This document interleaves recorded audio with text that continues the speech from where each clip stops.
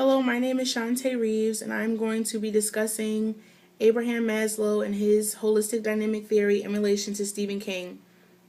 I'm a part of the Psych 343 class, and we've been studying many personality theorists. Abraham Maslow was the one that was the most interesting to me, so I decided to analyze Stephen King's personality through the theoretical components of his theory. Stephen King is one of my favorite authors because he's very precise and attentive to the details in relation to developing his characters, and not just the main characters, each character. To me, that is what allows a novel to have more life and to flow more smoothly. The autobiography that I read on Stephen King was called Haunted Heart: The Life and Times of Stephen King. It may sound cliche, but writing grew to change everything about Stephen King. He was very poor, sickly, he was fatherless, just very introverted, and one day he randomly found interest in reading scary stories. Reading hundreds of scary stories turned into Stephen King writing hundreds of scary stories. But this was all before he became famous. But by 1974, he caught his first big break when he wrote Carrie, and he made $200,000 just with that book. And then a year later, he wrote Salem's Lot, his second published book, and he made $500,000. So he was very successful considering he was a new and upcoming writer. And the rest was history. King eventually married, he had children, he suffered with depression, he abused cocaine, he abused alcohol for several decades, and he was very blunt in the autobiography in relation to his addictions. He said that overall writing saved him, it saved his life, it saved his marriage, it saved everything about him.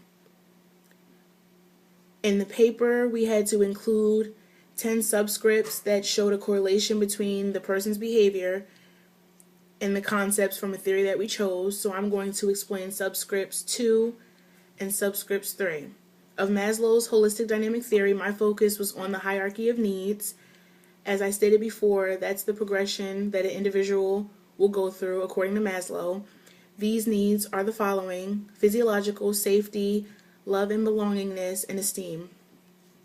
From my paper, my second subscript dealt with the safety needs. My second subscript showed how King felt unsafe after his grandmother died. The quote from the book goes as follows: Stephen froze for a moment. He sat down in a chair across the room and stared at his grandmother's body. This is what death really looked like. Stephen lost all track of time. Safety needs extend to dependency as well as stability. King felt that through his grandmother, these specific needs were being met, and now that she was dead, he felt completely lost in the world. Next, I will explain subscript 7 from my paper. Subscript 7 showed how his drug and alcohol dependence almost prevented him from reaching his full potential. Maslow called this the Jonah complex. A quote from this was, "One snort of cocaine and it owned me, my body and my soul. It was the missing link. Cocaine was my on switch. It energized me. 2 packs of beer would numb my high so I could finally sleep." And this pretty much just shows how dependent and reliant he was on the drugs and alcohol. He also said in the autobiography how those substances helped him write. Like, he said he would do a couple lines and then he'd be able to write, 3 or 4 books. He wouldn't publish them as quickly as he wrote them because the companies couldn't keep up with his pace, but he said in 1 week he was able to create 10 full novels, and he would just, as the weeks went on, slowly give them to the company. In closing, I think Maslow's theory does adequately assess King's personality because it deals with from when he was born all the way up until his adult life, and still as he is into his adult life. I feel that he successfully progressed through the hierarchy of needs, and he did reach self-actualization according to Maslow. Everybody's not going to reach self-actualization, but I feel that Stephen King did. And I feel this way because of probably the last quote in the autobiography when he says, "The day that I deny my identity, the day that I say I am not what I am, is the day I will quit the business forever. I will close up shop, turn off the word processor, and I will never write a word again. For me, Stephen King is truly an inspiration, and I enjoyed analyzing his personality through Maslow's holistic dynamic theory.